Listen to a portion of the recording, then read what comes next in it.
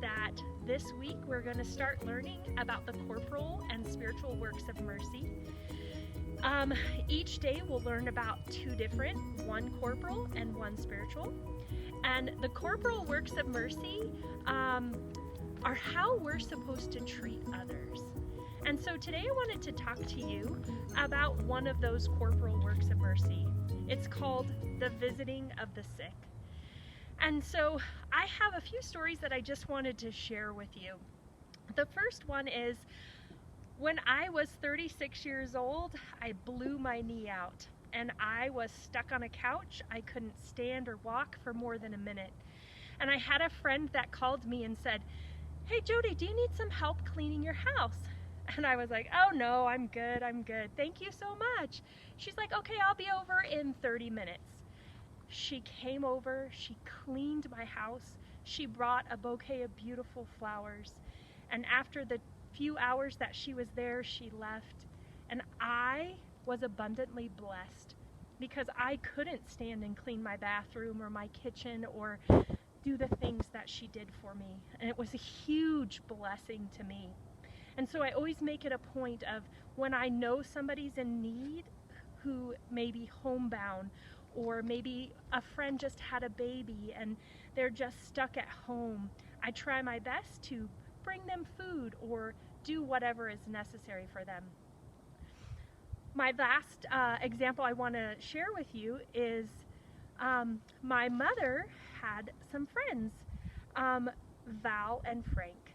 And Frank was very, very sick, and he was in the hospital here in Flagstaff. But his wife lived about an hour away. And so Frank was in a coma and he was dying.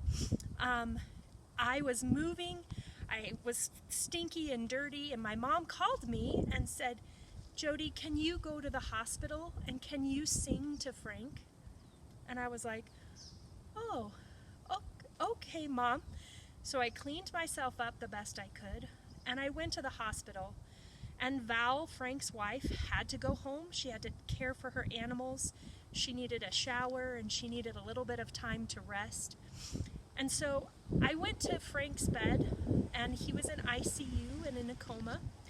And I went to the side of his bed and I held his hand and I sang hymns from our hymnal. And he just was quiet and silent because he was in a coma. But the gift that God gave me, the ability to go and sing to him, I can't tell you what it did for my soul. I went home, and after about an hour of being home, my mom called and said that Frank had passed, that he had died. And what an honor God gave me to be able to sing some of his favorite songs and to sing him into heaven with Jesus. So these are things that we can do, these visiting of the sick. Maybe you have a grandma or an aunt or an uncle, or you know a neighbor who needs some help. Maybe you just walk by and you notice that her yard never has weeds, but there's some weeds there. Maybe she needs help right now. And going to your neighbor's house and doing their weeds or mowing their lawn, just out of the kindness of your heart. Or if you know somebody who is sick, you could bring them dinner, maybe some soup. There's so many different things.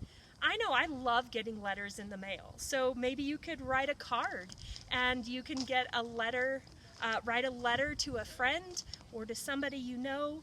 Your grandparents, I know they love to hear your voice. I know my mom loves to hear my voice, so just giving a call or a video chat so they can see your face as well. It's just a beautiful thing that we can do. And they don't really take that much time or that much energy. And so I know it's hard right now to go to the hospital or to go to somebody's house, but I know that we can think of things that we can do to bless and visit those who are sick. So I challenge you to find something that you can do today. Write that letter, put the stamp on it, and mail it out. God bless you.